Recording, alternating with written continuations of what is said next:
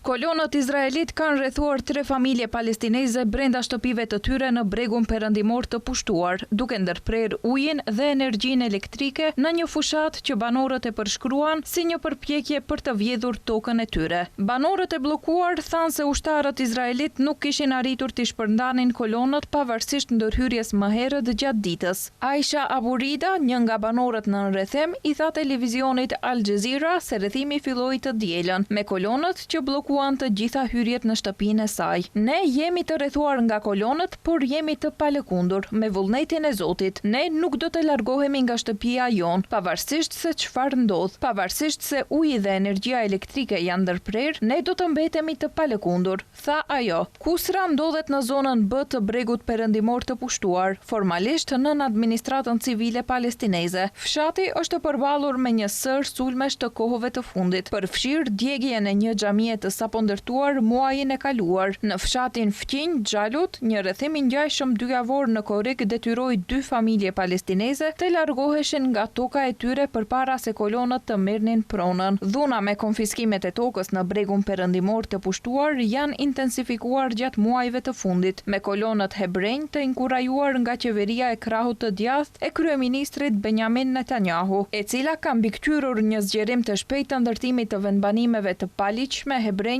në territoret palestineze.